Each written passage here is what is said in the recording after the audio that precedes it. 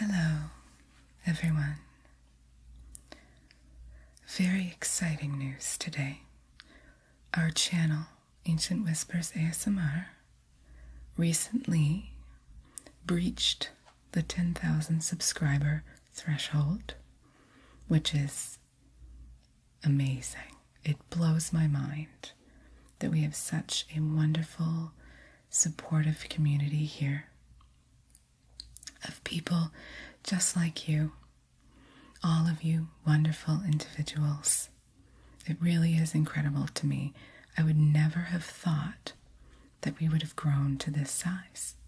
So on the YouTube community tab on our channel, as well as on Twitter, I posted a question for you just to see if anyone had questions for me. I thought it would be nice to do a 10,000 subscriber special, a sort of question and answer session, shall we say. So I did get some wonderful questions from you. Some were repeated a number of times, and so I've picked some of the more popular questions that were asked a few times, and I'll be answering those for you. And I also have some questions for you. So feel free to leave your answers to those questions in the comments. I love to learn about you as well and see the diverse group of people that we have here on the channel. So let's get started, shall we? So a number of people asked where I live, what I do for a living, and what my hobbies are. So first of all, where I live. I live in Atlantic Canada, the eastern side, of course, in one of the Atlantic provinces. I was born in the Maritimes. I will probably die in the Maritimes, if all goes well. And I've lived here the vast majority of my life. I have moved around the region a little bit, but the Maritimes, Atlantic Canada, is where I've spent most of my life. I've had some short postings in central Canada, so Ontario and Quebec. I've been posted out west in British Columbia as well for a short time, but otherwise, it's been the Maritimes. It's a beautiful, beautiful region. All of the Maritime provinces are gorgeous. It does take some time to adjust to the climate and the very erratic weather patterns. It can be quite cold here during the winter and the fall and the spring and the summer, but it's still lovely. And each of the Maritime provinces has its kind of own unique weather system. So if you haven't been to Eastern Canada, might I recommend that you do so. So that's where I live. What I do for a living, now that's a complicated answer because I do a number of things. I'm one of those people that kind of has their hands dipped in a whole bunch of different paint pots. I'm no longer in the military. I released just over 2 years ago. But I do have kind of another background, career background, so I'll let you in on that. I did go to university and I graduated with a degree in kinesiology. And that's a somewhat foreign word. It's not one that's thrown around a lot. Some universities grant human kinetics degrees. Some grant exercise science degrees. And that's what kinesiology is. So I have a degree in exercise science and human movement, essentially, which I think kind of makes me and other kinesiology grads fitness experts or human movement experts, and it depends on what branch you choose to follow. Some people go on and become physiotherapists, but myself, I worked and still do work as a fitness specialist in kinesiology. So sometimes my job involves doing things very similar to personal training sessions.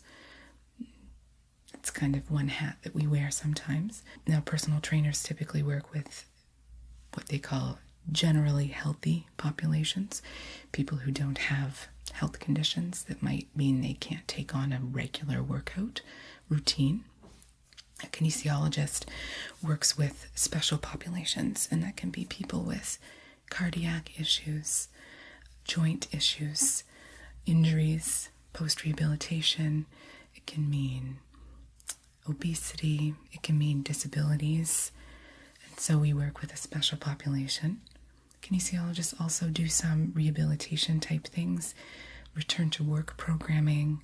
We work closely with physiotherapists, massage therapists, chiropractors, occupational therapists to develop programs to help bring people back to regular movement patterns so that they can go back to work or return to their daily lives pain-free, or as close to pain-free as we can do for them. So that's sort of what I do. I'm a fitness expert, I guess you could say. So that's what I do for a living. What do I have as hobbies? What do I do in my spare time?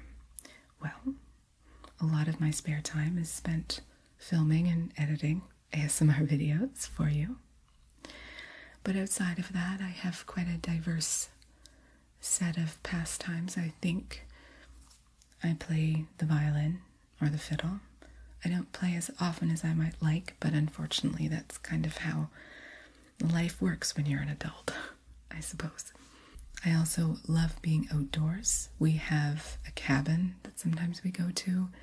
I enjoy hiking and camping, all sorts of outdoorsy sort of stuff, really, just in general being outdoors. I also dive. Now, diving here in Eastern Canada is a little bit different. It can be quite cold all year round. I pursued my dive master certification on the civilian side, but I learned to dive with the Navy.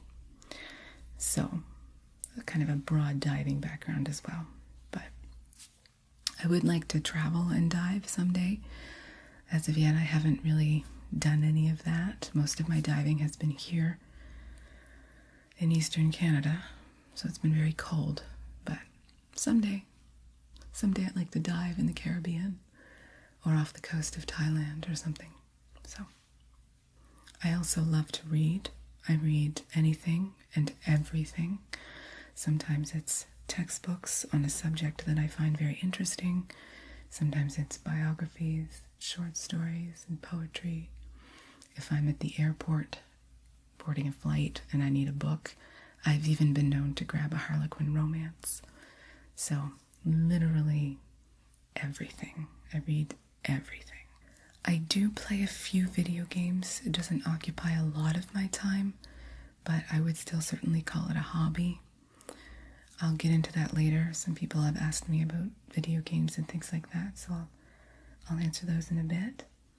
And as a kinesiologist, I also maintain a hobby of working out and exercising. I am hesitant to call it a hobby because it's very much a lifestyle, but for some people it's a hobby. It occupies a great deal of my time as well, and sometimes that's doing the exercising, and when I'm not doing the exercising, I'm usually researching and trying to update my own knowledge, so I consider those things to kind of be all kind of in the same box. So that's what I do in my spare time. Now, a number of people have asked about other sort of geeky pastimes I have or interests that I have. And again, the video games will come later. I've never played Dungeons and Dragons. It's been recommended to me.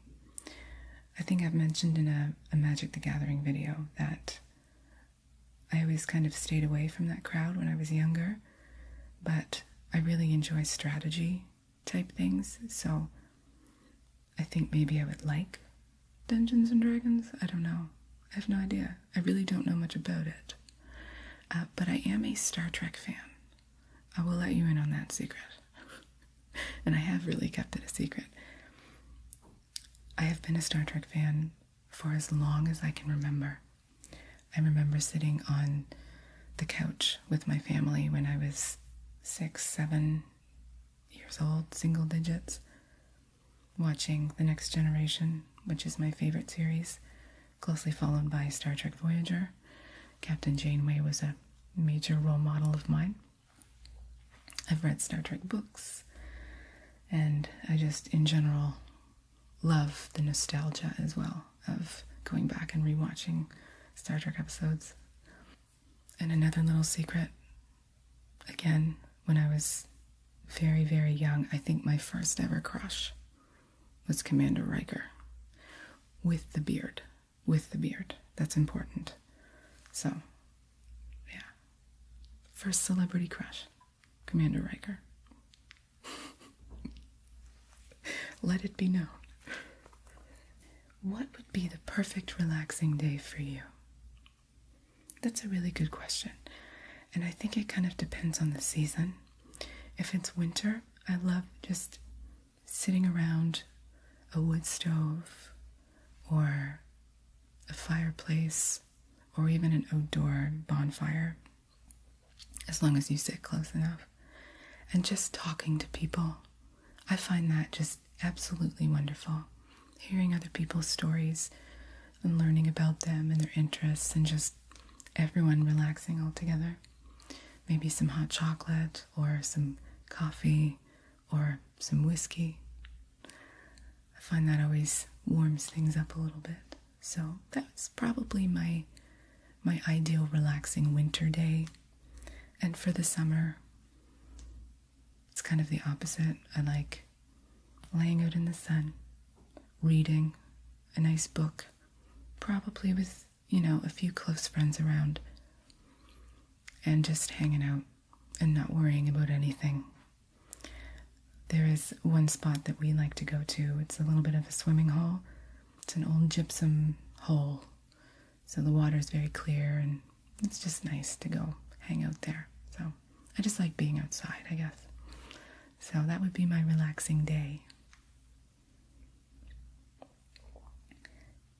Now, everyone's asking me about Navy stories and military stories, and I'll have to do a storytime video with you at some point. I have so many stories. It would be hours. So why don't I just tell you one for now?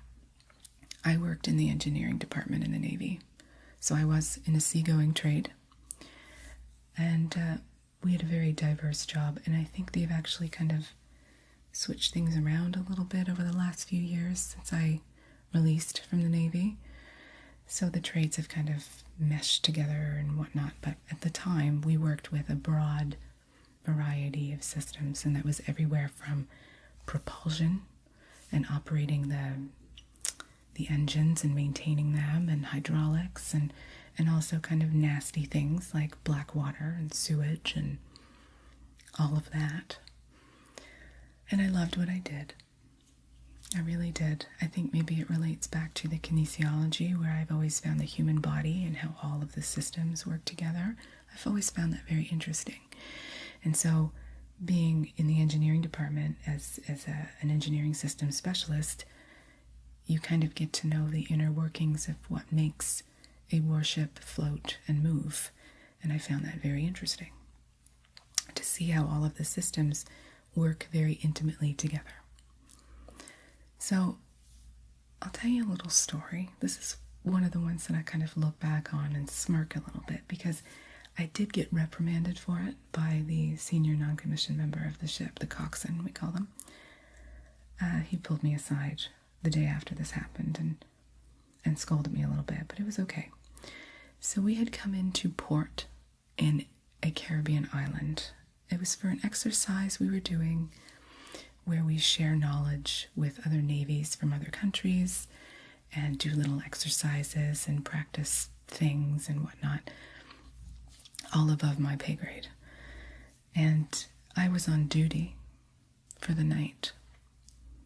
And one of the things we were going to be doing that night was pumping our sewage tanks into a pumper truck on the jetty, and they would take it away and dispose of it.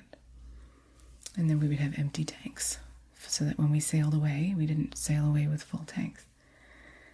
So I went down in my sewage treatment space and rearranged all my valves, got my pumps all set up, did the calculations and the paperwork that I had to do to make sure that all of this sewage was disembarked properly with no spills, because that would have been not good. Spilling sewage overboard in a foreign harbor, not good. So I had everything sorted out, and I decided last minute something just didn't feel right. The pumper truck was ready. The officer who was overseeing the duty watch was all ready to go, and I just thought, I gotta double check something. And I went down in my sewage treatment space, and one of the people from my department, who was actually superior to me, he was sort of a supervisor, was down in the sewage treatment compartment without a uniform on, just in shorts and a t-shirt and flip-flops. Half cut.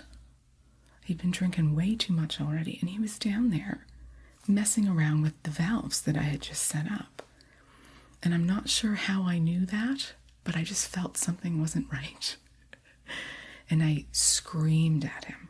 I couldn't believe it. If I had started my pumps, there was a possibility where he had been changing valves around that we could have had a leak or pumped sewage in a place that maybe it shouldn't be, i.e. the harbor. So I did yell at him, and he left eventually,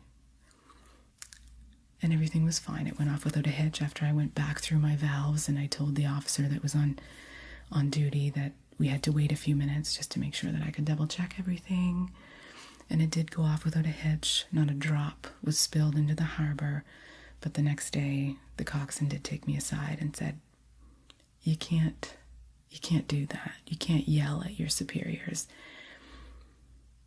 But I still kind of smiled, because I figured that being reprimanded was probably better than spilling sewage into a foreign harbor. Right beside a cruise ship, I should add that. It was right beside a cruise ship. So anyway, there's a little Navy story for you. I'll try to put together a little story time video for you. So later on, near the end of my career, I did move into a tactical role, a bit more of a specialist role. So I moved away from engineering, and I enjoyed that as well. So overall, I think I had a pretty good career. But sometimes you just have to move on, right? Okay, what is your favorite season? Seasons tend to meld together here in the Maritimes. I think fall. Early fall is my favorite season. I love being outside, and there's just something about being outside during the fall when there's trees changing and there's leaves everywhere, and it's just wonderful. And I take my camera outside, or just my phone, and take pictures of the leaves. And I never remember where I took the picture when I go back and look at them, but they're still pretty. So, and there's a lot of deer around where I live as well, so we get to see the deer getting fatter and furrier, and yeah, I like fall. I think that's my favorite season. Are you a vampire?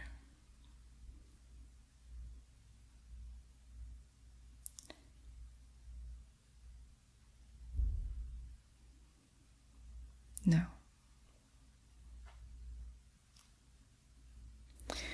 What music do you listen to when you want to relax, when you're stressed, or when you're sad? That's a very good question. I listen to black metal a lot, regardless. I listen to classical when I need to focus. Specifically, I listen to Baroque classical from that era. When I want to relax, there's a Spotify playlist called Wartime Radio, and it's all vintage sort of swing music, Benny Goodman, stuff like that. The Andrews Sisters. So that's probably what I listen to when I want to relax, when I don't want to be peppy and whatnot. When I'm sad, honestly, when I'm sad, I don't tend to listen to music when I'm sad. If I'm sad about something, I try to just be sad, honestly. I don't want to distract myself, but I also don't want to feel sorry for myself. So I just sit there with my sadness. And eventually it will go away. And I can figure out whatever it was that made me sad, and I can start to fix it. So, what inspired you to start making ASMR videos? My channel started very briefly as a guided meditation channel. I have had very, very good luck with guided meditations. A personal meditation practice without the guided part didn't work well for me. It just didn't. I know it takes persistence and commitment and all of those things, and those are certainly things that I have. But I have had better results with guided meditations. So that's how my channel started, and it kind of slowly morphed into ASMR. I had seen some ASMR videos previously, very few. I didn't really fully understand what it was and how big the community was, and I just thought it was wonderful, and I wanted to give as well, essentially. It's a very humble beginning. There was no trauma, no sort of psychological blow or big life event that prompted me to begin. It's just I've always enjoyed helping people, and I found something that helped me, and I wanted to continue the good deed. So that's why. I like this question. If you could have or keep any mythological creature as a pet or have as a friend, who or what would it be? Now, initially I thought mermaid, but then I realized that they would be difficult to keep because you would always have to have them in water. So I think I would like to have a unicorn. I think. They seem like friendly beasts. Magical and soft, and I like horses. So I think a unicorn would be my ideal pet or friend. Okay, video games. To be honest, I don't spend a lot of time playing video games, but when I do, I have some favorites. I used to play a lot of Stardew Valley. I don't play a lot of it anymore. I've done most of the sort of storyline quests and all that, so it's still fun to go back to sometimes. But recently I've been playing a lot of Minecraft over the last few months. I find as an adult our creativity tends to dwindle, but I have been able to kind of keep that in check with Minecraft, and I've found kind of a new creative side to myself. I play quite a bit of strategy games, grand strategy, specifically Europa. Civ 6 I've been into lately. Some Crusader Kings when I'm kind of in a funny mood. So those would be the big three, I guess. Civ, Europa Universalis, and Crusader Kings. There's some other ones kind of sprinkled in there. Fable, Chrono Trigger, Trine. If you haven't played Trine, if you love beautiful fantasy graphics with lots of thinking, because there's some kind of puzzles in there, I would try the Trine series. There's 3 of them. 1 and 2 specifically are very good. What video games are you folk interested in?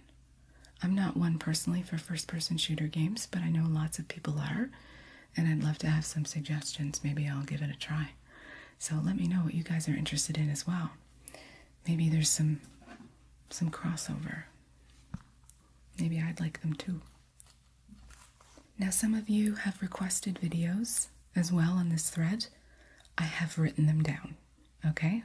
I always write down requests, and if there's enough interest or I have the props, something that I'd like to kind of sit down and plan out, then I always take those things into consideration.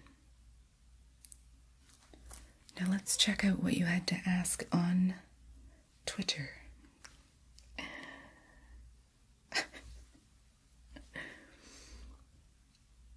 The what is your name? What is your quest? What is the airspeed velocity of an unladen sparrow? I giggled to myself. It's one of my favorite movies. Monty Python and the Quest for the Holy Grail.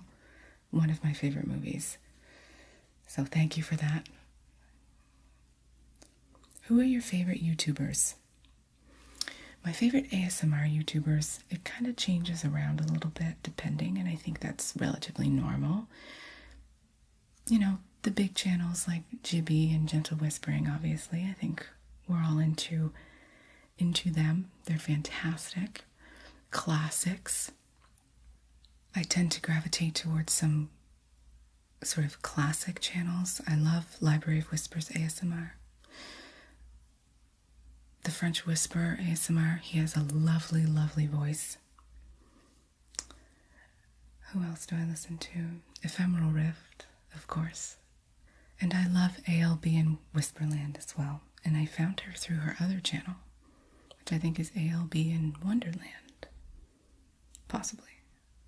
I was searching for some, I think she had a hair roller tutorial, possibly, like a brush out for a vintage hair set, and I happened across her channel. She has a lovely ASMR channel as well, so, and that's only a few.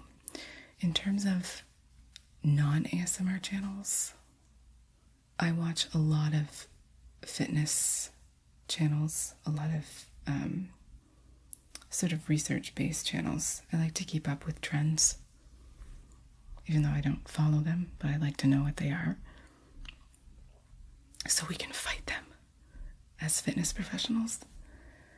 But I also look at new research. There's always new things. That's really important in any field, to kind of keep up with those things. The things you would have learned in a phys ed degree in the 80s is drastically different from what you learn now. And I graduated almost a decade ago, so things have changed even since then.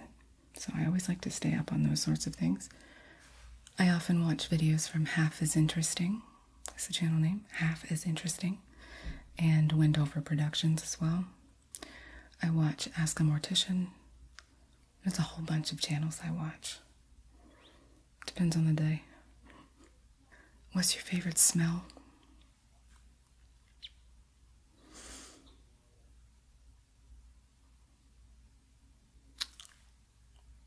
I know what my favorite smell is, but I'm not sure how to describe it. There's this one smell that reminds me of being home, and I'm not sure how to describe it. My grandfather used to wear this aftershave. I think this is the kind of very vivid memory that a lot of people have. I don't know what kind of aftershave it was, but it reminded me of what Clint Eastwood probably smells like. And he used to smoke a pipe. And so it was that smell of aftershave combined with pipe tobacco. That's my favorite smell, because every time I smell it, it's very nostalgic. It reminds me of just being a happy kid, you know? And it's not an isolated smell. It's something you might smell it at the mall. You might smell it at the gas station, just, you know, in passing. Or at a store somewhere. You never know.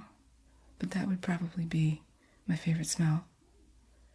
So I would say the closest thing would be pipe tobacco. Anytime I smell pipe tobacco, that's my favorite smell. My least favorite smell? Gray water. Which is kind of a throwback to the Navy. Gray water. I'm not going to describe it because it's repulsive, but that would be my least favorite smell. Okay, now the doozy. Everyone asks me about my tattoos. Specifically my finger tattoos, because they're very, very visible. And I'm okay with that. I have tattoos all over me. On my arms, my back as well. I have quite a few on my back. My finger tattoos say Invictus, which is Latin. It's a Latin term. It means unconquered. The reason that I have Invictus tattooed on my knuckles is very broad. It was a culmination of a lot of different situations and different influences. So it's kind of, I can't pinpoint it to one reason, but there were a number of reasons that I felt that it was appropriate for me to have it tattooed on my knuckles. There's a lot of people that disagree with visible tattoos, and I'm actually going back to school in just a couple of months to pursue further education, and it's a very old school, very conservative industry, and it's been very difficult to be taken seriously, even despite having a degree and military background. But I do not regret my decision to get them. I think tattoos are a very interesting way to express yourself without imposing on other people. And they certainly tell a story, and so I never judge anyone regardless of where they have tattoos or why. I might judge them based on what the tattoo is, but in terms of placement, I certainly don't judge. So, it's a long story, but they mean something to me. And ultimately, that's what's important, I suppose. So, there you go. Invictus. Now, somebody also asked what my first tattoo was. It is a helm of awe in the middle of my back, and it's about that big, roughly. So the size of a large cookie. But it's surrounded with a whole bunch of other stuff now. So obviously I wasn't able to answer all of your questions. I've written down some of the other ones, and I'll save them if we ever decide to do another Q&A. Thank you to everyone who submitted a question.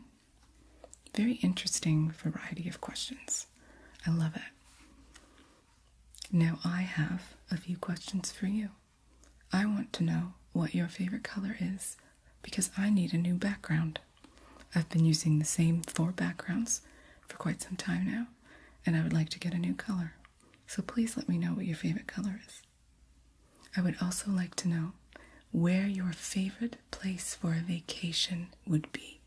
That doesn't have to be a particular country or town or anything. That can be just a scene or a basic location, beach, mountain, forest, that sort of thing. So let me know where you would like to have a vacation. And although I didn't answer the question myself because I don't know the answer, somebody asked me, what 5 famous people would I like to meet, living or dead? And that's a question I would like to ask you.